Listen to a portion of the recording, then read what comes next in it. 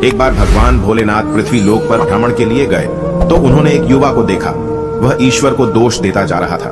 वह अपने जीवन से निराश था, दुखी था। तब भगवान शंकर बौद्ध भिक्षु का रूप धारण करके उस युवा को असली दुख के बारे में ज्ञान देते हैं। तो चलिए इस कहानी के माध्यम से समझते हैं कि असली दुख क्या होता है। अगर आप यह कहानी सुन रहे हैं तो पूरा सुनिए। इस कथा को आधा अधूरा छोड़कर जाने की गलती मत करिएगा, क्योंकि इस पवित्र कथा को पूरा सुनने से मनचाहा फल की प्राप्ति होगी। इसलिए इस कथा को पूरा सुने।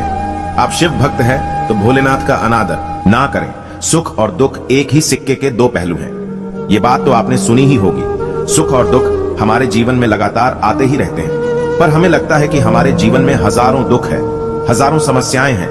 लेकिन अगर आप वास्तविक तौर पर देखें, अगर आप इस बात को अच्छी तरह से समझें, तो आप यह समझ पाएंगे कि हमारे जीवन में केवल एक ही दुख होता है। और दुख क्या है वो हम इस कहानी के माध्यम से जानेंगे।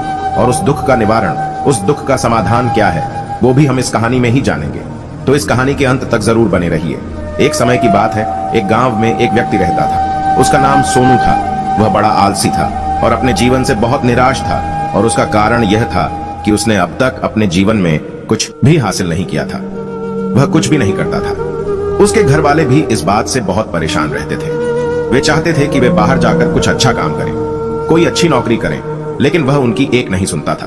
उसके घर वाले दूसरों का उदाहरण देकर उसे ताने मारते थे, उसे तरह तरह की बातें कहते थे, लेकिन उसे कोई फर्क नहीं पड़ता था। जबकि उसके सारे मित्र कामयाब हो चुके थे। कोई अच्छा व्यापार कर रहा था तो कोई अच्छी नौकरी कर रहा था, जिस कारण जब भी वो लोग मिलते तो वे लोग अपनी बढ़ चढ़कर बड़ाई किया करते। लेकिन सोनू कुछ नहीं करता था, जिस कारण जब भी कोई उससे पूछता कि तुम क्या कर रहे हो तो वह कुछ नहीं कह पाता। उसे यह कहने में बहुत शर्म महसूस होती थी कि वह कुछ नहीं करता। वो हमेशा सबसे केवल एक ही बात कहता था कि मैं कोशिश कर रहा हूं, लेकिन उसकी कोशिशों का कोई भी फल किसी को नजर नहीं आ रहा था। देखते ही देखते अब ऐसा समय आ चुका था कि सोनू सभी से मुंह छिपाता फिरता, ताकि कोई उसे कोई यह न पूछ ले कि तुम क्या करते हो, जिस कारण वो कभी किसी के सामने भी नहीं आता था। धीरे धीरे उसका मन दुखी होने लगा था। वह बहुत निराश रहने लगा था। उसे अब ऐसा प्रतीत होता था मानो वह इस धरती पर बोझ है, जिस कारण वो अपने आप को बहुत अकेला महसूस करता, बहुत तन्हा महसूस करता।